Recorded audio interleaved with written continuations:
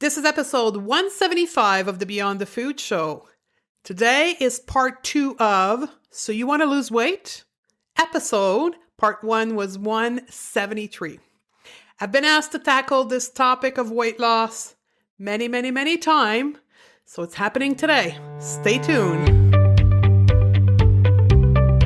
My name is Stephanie Dodier, clinical nutritionist. I reversed my diagnosis of anxiety, depression, adrenal fatigue, and obesity by going beyond the food. I can tell you one thing, that willpower, discipline, and deprivation aren't the permanent solution to transforming your relationship to food. So how do you leave overeating, emotional eating, food craving, and binging behind you so you have the food freedom to achieve all of your goal and be happy now? As a top 25 alternative health podcast in the world, this is the Beyond the Food Show. This is a great moment. I wouldn't be any happier right now if I was skinnier, if my body looked different. It's truly been a beautiful process. This has been life-changing, and I am really grateful that I didn't wait another year. If you think that you're going to come into this and lose 20 pounds and eat perfectly for the rest of your life, then it's the wrong thing. But if you think you're going to come into this and have a life-changing experience, then it's worth every penny and more.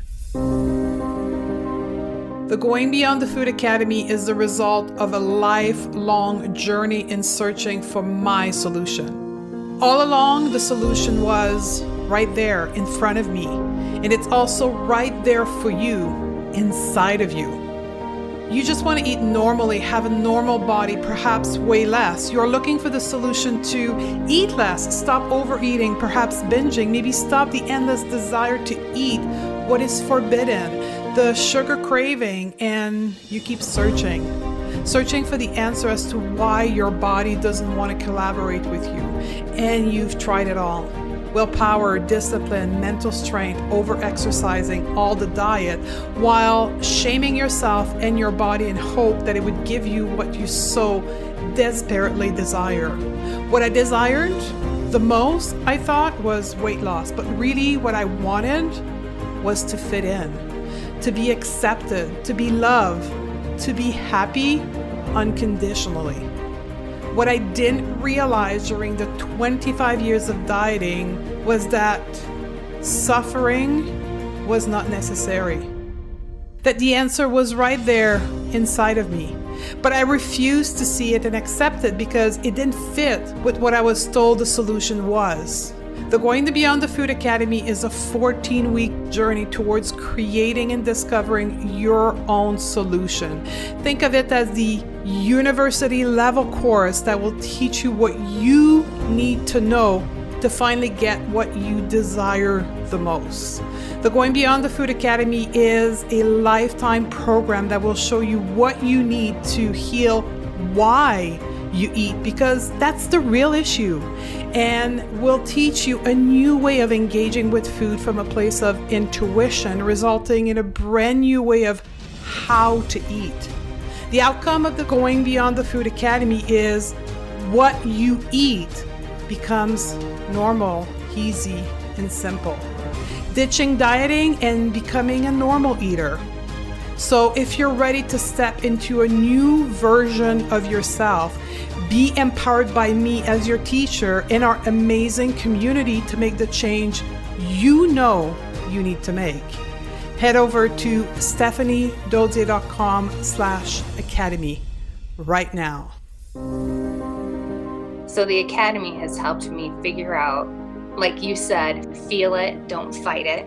Actually know that if I feel my feelings, I'm going to survive. It's going to be okay. I can sit with those and nothing bad is going to happen to me. Hello, ladies. Welcome back. The most awaited part 2 episode of the last 175 episode is happening today because we're tackling a topic that I honestly been avoiding. I have been avoiding talking about weight loss because I hadn't yet found the right approach to talk about this, and it over the last number of months has developed into me, and more education that's come down my way, more books, more courses, and I finally have now this reframe point of view on weight loss based on the last 2 years of learning. And that's what we're going to do today. So today is part 2 of 173. In part 1, we tackled what you need to consider in your desire to lose weight. So let me give you a quick recap here. We agreed that no one wants to be fat.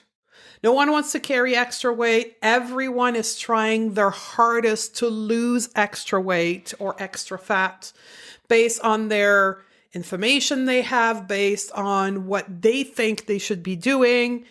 But we have an internal system that manage weight for us, and that's called our set point. It's a weight management system that all of us have. It's innate inside of us, and that's what control our weight. And what we discovered in part 1 is that weight management system, our set point, is not something we can control, right? And so when we have fat on our body, there's a reason for that. There's a reason why our body thinks that we need to carry that fat on our body, or that our body think we shouldn't be losing weight if we're trying to lose weight. And that is all happening subconsciously.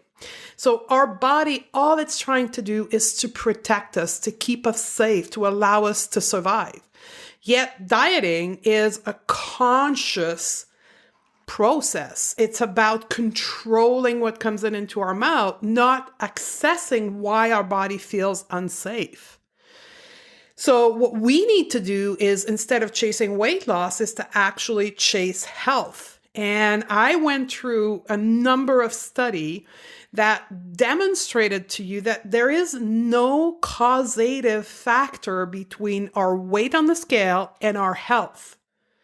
What is associated, in fact, with less lifespan is actually weight cycling, yo-yo dieting, losing and gaining weight, which most of us here have done many times. That weight cycling has more side effect on our lifespan than actually carrying the fat without going up and down in weight. We also discovered that dieting has a wide number of collateral damage, mainly in our mental and emotional health, that causes distorted eating behavior, like overeating, binging, emotional eating, or any eating disorder, is all caused by food restriction and dieting mindset. So there's a number of studies. This is all can be accessed in the show note. And again, I would encourage you to listen to part 1 first. And what I shared with you is that although we teach all of that to our students inside of our program, and they all agree that they should be chasing health and not weight loss, they are still desiring to lose weight. And then we, through a bunch of self-discovery exercise, get them to understand why that is. If they're understanding that their health is not dependent on their weight, and they should be chasing health, and that weight loss is damaging, why do they still want to lose weight? And the answer is unanimous, is because there is a deep-seated belief in us that thinness equals happiness. Anyone born in the 1900, and for the younger one in the year 2000, we've been wired to despise fat. It's not something that we acquire later in life. It's very young. We are told that to be happy in life, we must be thin, and that happiness is a result strictly of our physical body and our appearance. And when in fact, our happiness and our life satisfaction overall is a combination of the many layers of the human species. Our emotion, our mental health, our spiritual health, and yes, our physical health.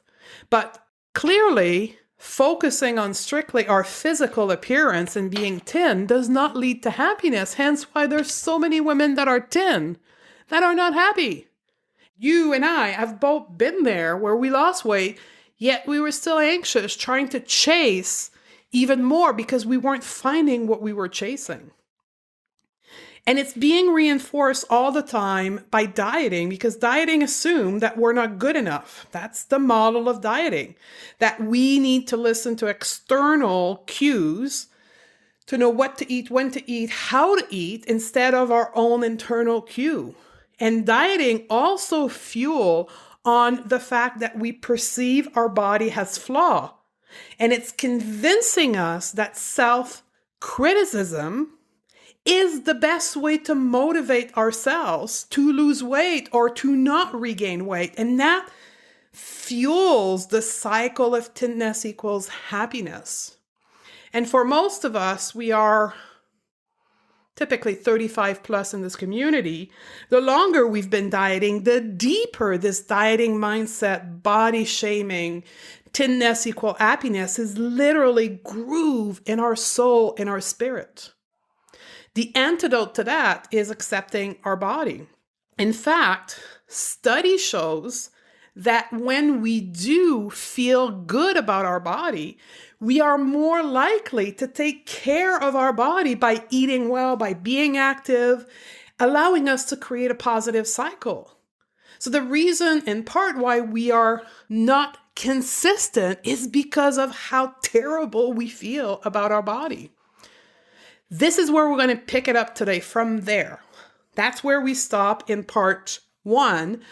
Today, we are going to cover what we can do instead of dieting. In particular, we're going to discuss what we teach in our program, which is intuitive eating and body neutrality. So, just a quick reminder, if it's the first time listening to one of our podcasts right now, and you've been attracted to this episode, maybe you Googled us and found weight loss, and you are listening to this in hope of finding a diet and finding how you should restrict your food or exercise or any type of model like this is not what it's about. Even today in part 2, we're not going to talk about that. We never talk about food. So might as well stop listening right now and just moving on. Quick reminder before we move on to that part of the episode, we have a live training that's happening on January 22nd. So if you're listening live, that's in 2 days. You can register for that using the link in the show notes. And if you're listening to that post, know that we're constantly doing training, free training and workshop online. So go back to our website to find the upcoming date of our next workshop or free training on topic related to what we're going to talk about today. Ready? Let's do this. So here's a statistic for you. In average, each woman will go on 7 diets in their lifetime, leading to believe that we as women are the problem, not the diet. Because we get to think, and we're being told, if it works for everyone else, you must be the problem. We share that in an earlier episode, a statement from the Weight Watcher financial chairman. And during a public disclosure meeting, he was asked how Weight Watcher continued to be successful despite the fact that only 16% of their customer maintained their goal, weight loss in the case of Weight Watcher, within a year. 16% only within the first year. And his answer was very simple. He described it as playing the lotto. You're going to keep playing if you believe you can win. The facts are straight. Just like the result of Weight Watcher, 95% of dieters will regain their weight within 1 to 5 years. So what's our option? The solution is to chase health instead of weight loss via intuitive eating combined with body neutrality instead of body shaming. Intuitive eating is directed by our innate intelligence system, what I call our intuition. This is our internal eating cues that we follow. We eat when we're hungry, we stop when we're full, instead of external cue from diets, like eating X amount of calories, maintaining a ratio of carbs to fat of X number, removing from our diet carbs or dairy or meat. These are all external cue. Intuitive eating says, we do not need those external cue. We have an intelligence system inside of each human being that can tell us when to eat and when to stop eating. In our program, we call that our internal nutritionists. And that's what intuitive eating is based from. Think of that innate intelligence system in the same way that we refer to set point, this internal weight management system that each human being have. We have the same thing when it comes to what to eat, when to eat, and how to eat. It is our intuition. A dieting body is a starving body. Our need for food, energy, is so essential and primal that if we are not getting enough energy, our body naturally compensates with powerful biological and psychological mechanism. This is a quote from Evelyn Tribole and Roche from Intuitive Eating, both of them being dietitians that have researched the mechanism innate to the human being, the intuition that direct those internal eating cue. Binging and other eating behaviors such as overeating, bulimia, or any other eating disorder are consequences from food restriction, aka dieting, while emotional eating is a compensatory behavior for one's difficulty in managing emotion. Restriction of forbidden food, whatever they are, calorie, macros, or food group, what is the base of dieting, so restriction of forbidden food, has shown in study to increase novelty and desirability of forbidden food. Forbidden or restriction of forbidden food has demonstrated to increase taste and reward stimulation. That means that dieters experience higher reward and pleasure from forbidden food than non-dieter. Studies have shown that increased craving for fat and sugar are present when we restrict food, which then trigger overeating. Restriction of forbidden food stimulate the brain to light up when exposed to these food that have been restricted and have intense craving to drive to eat more of those forbidden food. That's the base of the diagnosis of binge eating. So you're not crazy, you don't lack willpower or discipline when you crave carb on the keto diet. It's because your brain directs those cravings, and it all happens subconsciously. You've no control on that. That's why willpower and self-discipline doesn't work. So the behavior that we so badly want to control by restricting even more actually put fuels to the fire. Intuitive eating is the antidote to all of those behavior. You want to stop overeating. You want to stop binge eating. You have to learn to eat intuitively. You have to stop restricting. Intuitive eating is a processed approach that ultimately teach people to have a healthy relationship to food and leads you to be the expert of your own body, which you were meant to do or meant to be. It teaches you to trust your ability to meet your own needs, the ability to distinguish between physical and emotional feelings, and develop body wisdom. Contrary to dieting, intuitive eating is about empowering you, learning to listen to your natural fullness and hunger cue and respecting them. Hashtag body trust, hashtag body respect. Now, in the beginning, I talked to you about intuitive eating being one solution. The other solution to the body shaming, which we learn that fuels the behavior, is what we call body neutrality. Body neutrality is the safe bridge between body shaming on the one hand and body positivity on the other side. It's a process that teaches you to strive for neutral feeling about your body using self-compassion and self-acceptance. Acknowledging what your body does for you is liberating and empowering. And guess what? It affords you to focus on much more important things.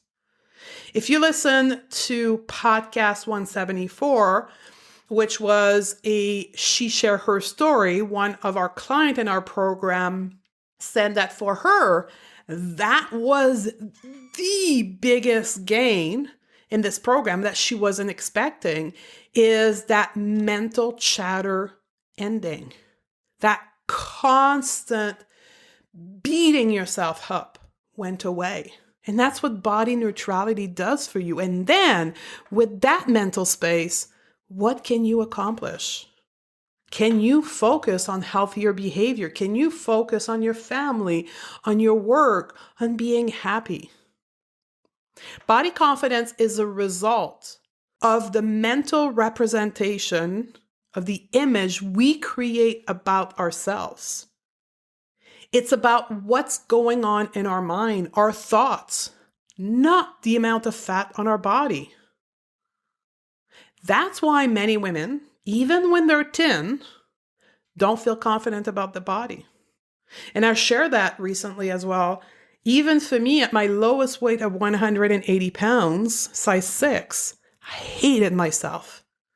I didn't want to wear tight clothes because I felt I had too much loose skin, too much cellulite, too much, and still was carrying too much fat on my body. I didn't have body confidence, and that's what we see in research. Being confident about our body is not the weight. It's what's going on between our two ears. Both intuitive eating and body neutrality require one skill set. That skill set is the same one that causes us to emotionally eat. That skill set is called emotional intelligence.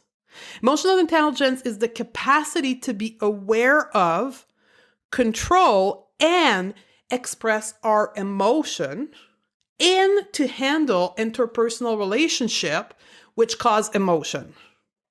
In our program, we teach emotional intelligence skill using a framework called riding the wave of our emotion.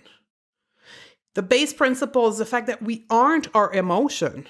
We feel our emotion, and our emotion are short waves of energy that carry a message for us. And when we hear the message, it washes away. That is emotional intelligence, not being attached to our emotion.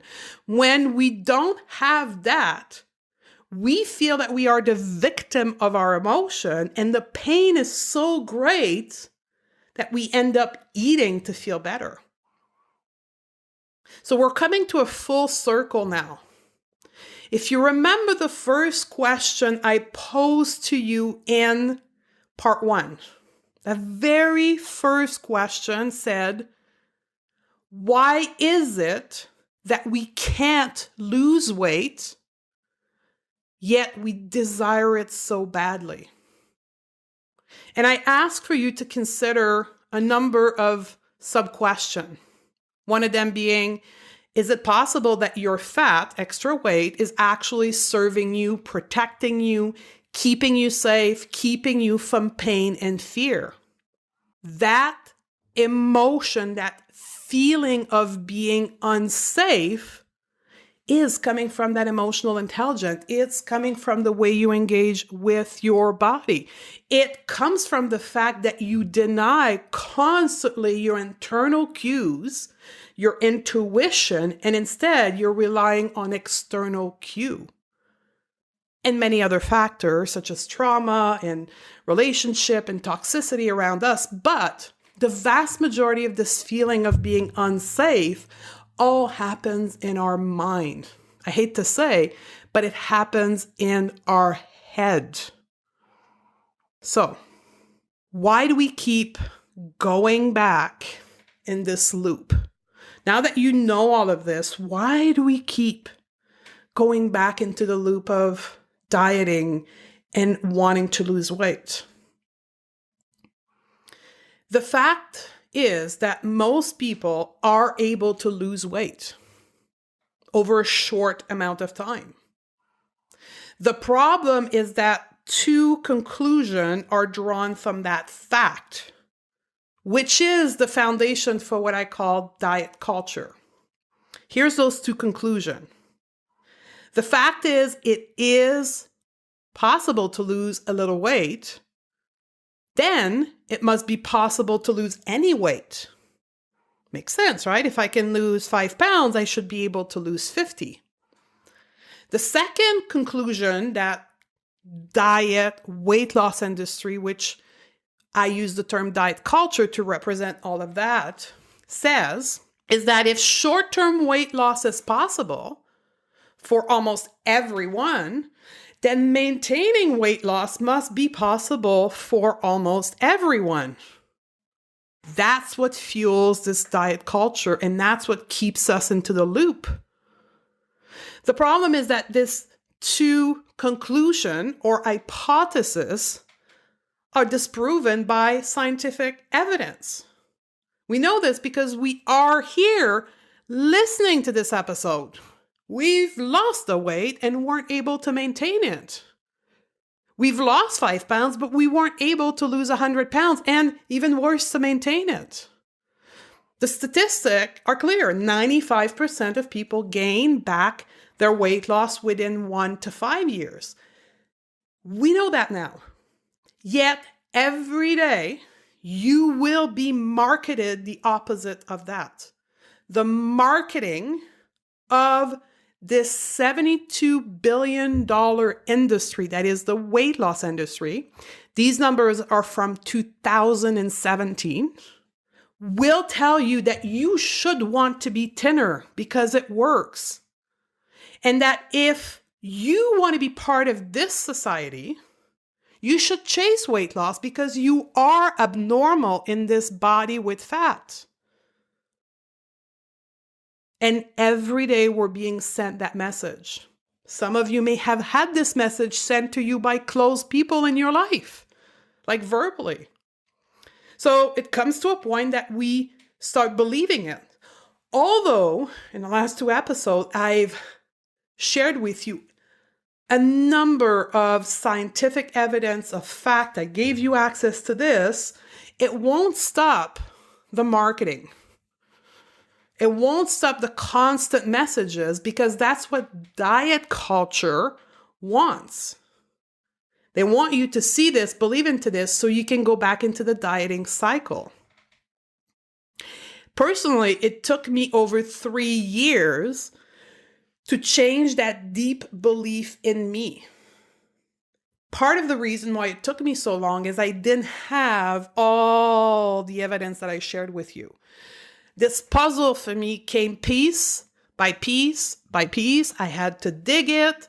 There was no podcast talking about that. There was no blog talking about those things. It was such an underground knowledge that I didn't have access to it. So piece by piece, it came into my life. What I did over the last 2 episodes is I summed it up for you. So I'm hoping with that, you will fast track this change of deep belief in your mind, and you will start chasing health instead of weight loss, and you will start accepting your body as is today via body neutrality. Yet, some of you will, just like our clients or student, will then say to us, well, Stephanie, If I learn to eat intuitively and I'm neutral with my body, will I lose weight? The question will still be there. And then some of you will probably ask that question. People book consultation call with us coming from a background of intuitive eating way before they entered us, and they still want to know if we can promise them weight loss. My answer is this. Will you lose weight if you eat intuitively and accept your body? I don't know. I honestly don't. Maybe yes, maybe no. What I know and what I have witnessed in nearly all of our client and student in my own life is that you will be happier, healthier, and enjoy your life a heck of a lot more after having learned and integrated intuitive eating and body neutrality in your life. Your stress level will go down significantly, which means that you'll have more energy, sleep better, have a better vitality, and you'll finally be able to love you. You know, this whole self-love thing that nobody can do? You'll be able to do that once you've integrated those principles in your life. You'll lead a confident life. Be able to make choices that are aligned with your health and be consistent about them. Will your set point, the human system that control weight management, change and lead you to weight loss? I don't know. Some women do, some women don't. There's a lot more to that topic and a lot more to that. But bottom line is we can't control it. That is not up to us to control that. What we can do is to make our body feel safe. Promising weight loss to you would just be lying to you, and that would make my program just another diet, just another weight loss approach. Your focus on weight loss has hidden your real quest, which is your desire to feel better about yourself, have an increased confidence, your vitality, your health, and your ability to be attentive to your own needs. How do we get you those goals? We get you to the goal of intuitive eating, to the goal of body neutrality by going back to the basic. We first need to discover why we urge to eat. We need to discover what are those underlying beliefs and emotion that makes it hard for you to manage your emotion. We need to teach you how to manage your emotion with other things than food. We use mindfulness. We need to teach you how to engage with your body with compassion and acceptance, and that will roll up to teaching you to eat intuitively. It has to be done on a step-by-step approach. I've not seen a lot of success from people who go from dieting and shaming mindset directly to intuitive eating, because there's a book out there you can pick up. The book link will be in the show notes. So for some of you, if you want to try it yourself, it's there. That go from there to there, it is a black and white way of living. So you need to have some underlying skill set in between to be able to be successful in intuitive eating. And here's a quick observation for you. And I'll do a podcast in the upcoming weeks about that. The wellness industry is starting to recognize the fact that intuitive eating is the ultimate way of living. So what you're seeing right now, some of you that are marketed to specifically on social media by the wellness industry, you will see things such as learn to eat intuitively to lose weight. Go keto and learn to be intuitive. Go vegan and you will unlock your intuitive eating, right? Remember that if anyone promises weight loss, it is a diet. It is a diet because we don't control weight loss. We all know this because we're here, right? What we teach and the way we do is creating in women's life this magical outcome that changes people's life. Because when we work on a very strategic approach of changing your mindset, teaching you emotional intelligence, and then we change the belief about ourselves, and we learn to tap into our intuition, our internal cue, blah, blah, blah, all this stuff, it seeps through your entire life.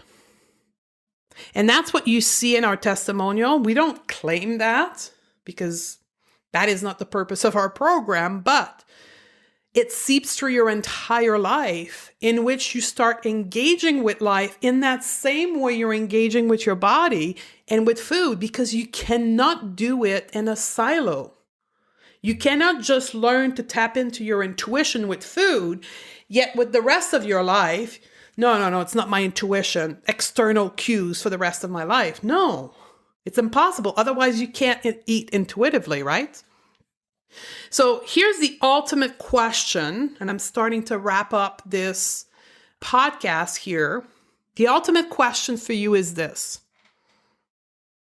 do you want to live in a state of fear, or do you want to live in a state of love? Do you want to choose fear, which is the dieting world, the restriction, the external cue, the body shaming? Or do you want to live from a place of love, from a place of believing that there's nothing broken about yourself, believing that you have everything inside of you to make the right choices for you and your life, that you are acceptable the way you are, and that you are deserving of being happy today? You don't need to work for it.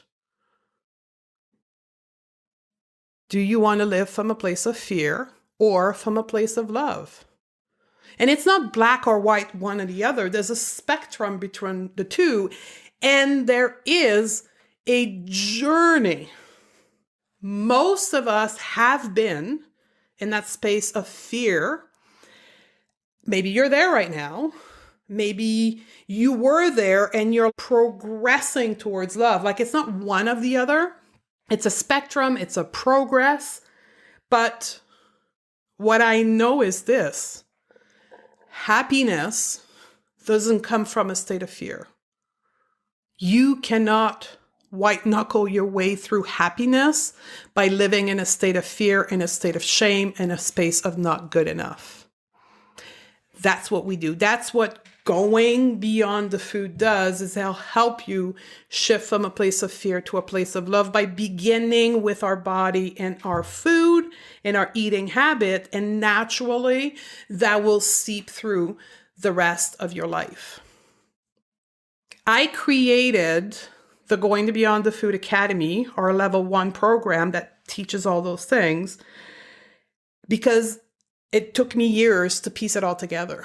As I said earlier, it took me 3 years to find how to ditch the diet mindset.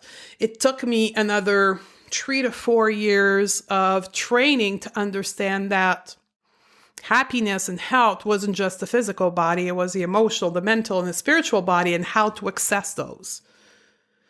So what you're getting in our program is the last 8 years of my study, the last 8 years of my research, the last 8 years of my life combined into 14 weeks. You're getting what you need to get from a place of fear to a place of love and learning body neutrality and intuitive eating.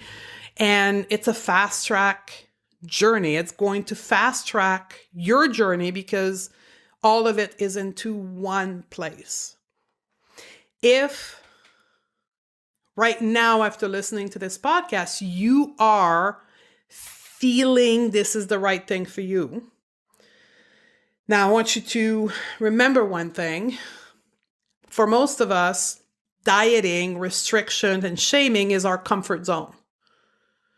So my student listening to this will be very familiar with this concept. Our comfort zone is suffering, dieting, shaming.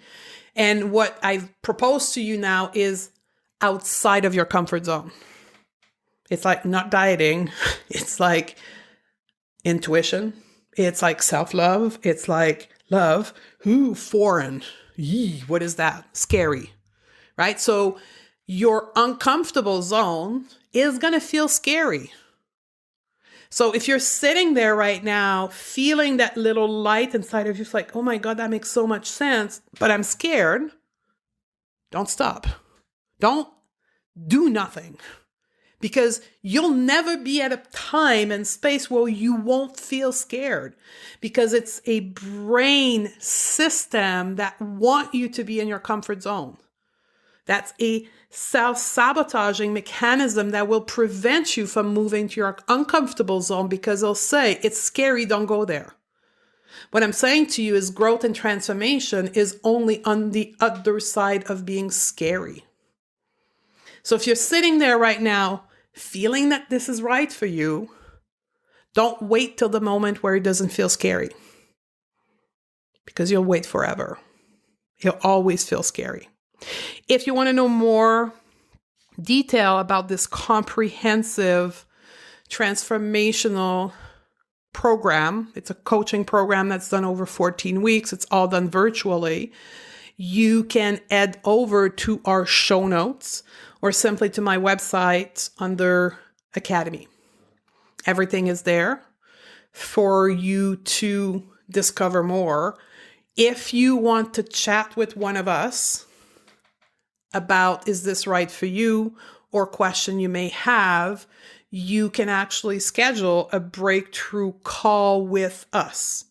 You will see that on our website, or you can go to the show note right now and there'll be a link for you to schedule a breakthrough call. We started that recently because it's been asked from many of you that the feeling of being scared is something that you want to move past, but it's so present that you need help working through that. And that's what this breakthrough call is about, is helping you determine, is there a validity in the fear of doing this program, or is that the right thing for you? You just need to do it while being afraid. So that's what you're going to get in that breakthrough call with one of us. And hopefully that will answer all of your questions. So you want to lose weight? Consider everything that we talked about over the last 2 episodes. It was my pleasure to teach you this information right now, and I hope that it will give you a light at the end of the tunnel, that there is a possibility for you to have everything you desire today. There's nothing about you that needs to change except your mindset. In the upcoming episode of the Going to Beyond the Food Show, we're going to start a interview series. I'm bringing onto the podcast 6 people that have impacted me in my journey of learning all this stuff, that have been alongside with me, or that teach an aspect that helped me become who I am today. So it's going to be about the 4 bodies: physical, mental, spiritual, and they're going to be 6 amazing people that are going to teach you different aspects of these different layers of the human being and how that helps you go beyond the food. I love you, ladies. I look forward to hang out with you again. Let me know via social media, via the podcast review on iTunes, if you enjoyed this episode, and share, because we're going against a big machine, $72 billion industry. So it's a grassroots movement. So share this information to help other women. Love you, and I'll see you in the next episode. Do you wish your relationship to food and perhaps your body was easier? Do you wish you could make peace with food and your body? Most women will describe this state of being as having food freedom. And likely you've tried potentially everything to get there, and you are certain that something is seriously wrong with you. Maybe you're thinking that more restriction has to be the solution. I get it, and trust me, I've been there too for almost 27 years. You see, what most struggling women never ever realize is that how you engage with food in your body has little to do with food itself. Sadly, most women rely on outdated strategy like restriction and willpower and discipline as their solution. things like the black and white mindset, the diet pills, the cheat day to control their urges. But you and I know that has nothing to do with food freedom. So that's why I want to share with you the assessment that I use in my clinic with my one-on-one client to identify what is holding them back from food freedom. And quite frankly, it's different from anything you've done before. I've created the Food Freedom Score, this assessment tool, to give you an idea of where you should be focusing on. During this quiz, I'm going to take you through 10 simple yes or no questions that will allow you to assess the sticky point with your relationship with food and your body. Plus, I'll coach you at the end on specific steps you need to take to move forward to get your food freedom. So if you're ready to step into a new version of yourself and create a new relationship with food and your body, head over to stephaniedodier.com/quiz, and I'll see you on the other side.